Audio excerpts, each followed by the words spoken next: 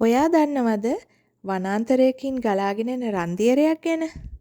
අද අපි යන්නේ සොබා දහම අපිට ලබා දී තිබෙන අපූර්ව මිහිරියාවක් හොයාගෙන. එන්න අපිත් එක්ක යමු.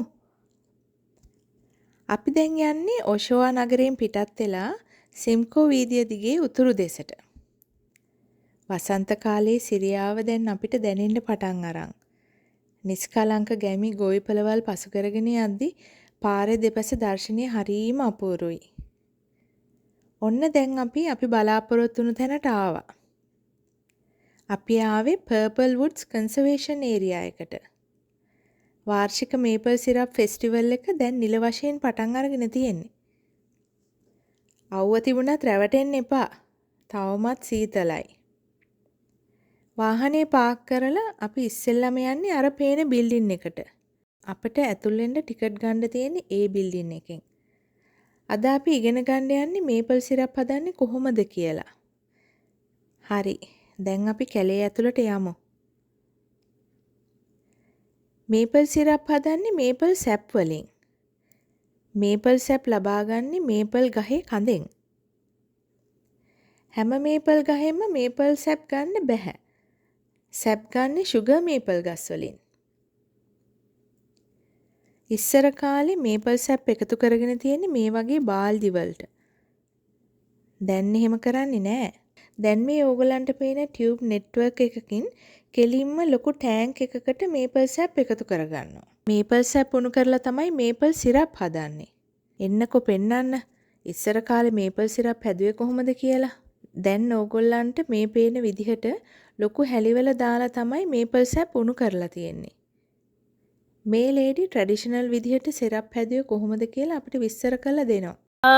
So they had the cast iron pots Yeah. and 3 fires, not just the one. So they had a high, medium, and low fire so that the sap didn't burn.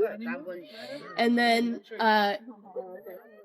as it thickened in the first one, they moved it to the second, thickened further, moved it to the third, and by the time it got to the third pot, it was maple syrup. Yeah. And they First Nations, they prefer the maple sugar. They would put it in birch bark cones, and still even today, it's easier to transport.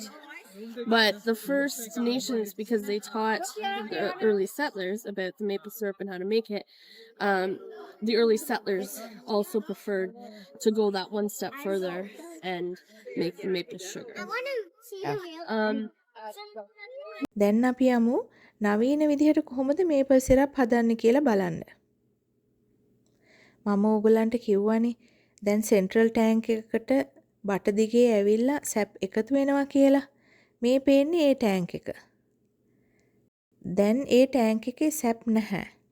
සැප් ඔක්කොම මේ බට දිගේ boiling plant එකට pump කරලා තියෙන්නේ. උෂ්ණත්වය පාලනය කරලා සැප් Boyle කරන්න මේ ප්ලාන්ට් එකට පුළුවන්. මේ භාජන වලින් එන හුමාලයෙන් සහ අපූර්ව සුවඳින් මුළු පරිසරයම පිරීලා ගිහිල්ලා.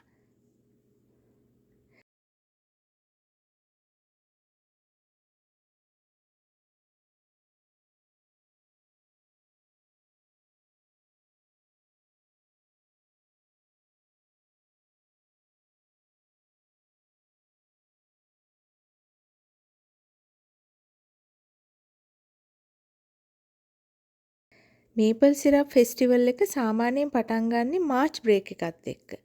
ඔයා දන්නවද ඉස්සර ළමයින්ට මාර්ච් බ්‍රේක් එක දීලා තියෙන්නේ ඇයි කියලා? මේපල් සැප් ගන්න පුළුවන් වෙන්නේ හැම අවුරුද්දෙම වසන්ත කාලයේ පටන් ගත්ත ගමන්ම එන පළමු සති කිහිපේ විතරයි. බාල්දි වලට එකතු වුණු මේපල් සැප් ළමයින් විසින් තමයි ඒවා උණු කරන තැනට අරන් ඇවිල්ලා තියෙන්නේ. දැන් දන්නවනේ මාර්ච් බ්‍රේක් එක ළමයින්ට දුන්නේ ඇයි කියලා නේද?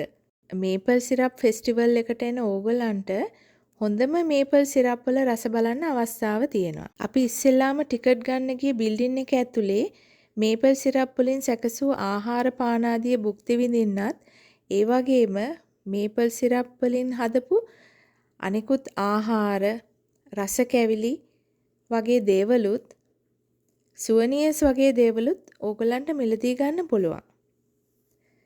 ඒ බිල්ඩින් එක ඇතුලේ ගොඩාක් සෙනග හිටිය නිසා මට ඇතුලේ වීඩියෝ කරන්න බැරි වුණා. ෆෙස්ටිවල් එකට එන හැමෝටම පවුලක් විදිහට විනෝද වෙන්න පුළුවන් ආකාරයේ විවිධ ඇක්ටිවිටීස් මෙහි සංවිධානය කරලා තියෙනවා. දීර්ඝ ශීත කාලයකට පස්සේ සොබා දහම සමග නැවත සම්බන්ධ වෙන්නත් මේක හොඳ අවස්ථාවක්. හිරු එළිය හරීම සුවදායකයි. ඉතින් අපි මොහොතක් නතර වෙලා ඒ අසිරිය විඳගත්තා. මේ වගේ ලස්සන තැන් තවත් දකින්න කැමතිද? දිගටම අපිත් එක්ක රැඳී ඉන්න. ඉතින් අපිව ලයික් කරලා සබ්ස්ක්‍රයිබ් කරන්න. අපි ගිහින් එන්නම්. නැරඹුව ඔබට බොහෝම ස්තුතියි.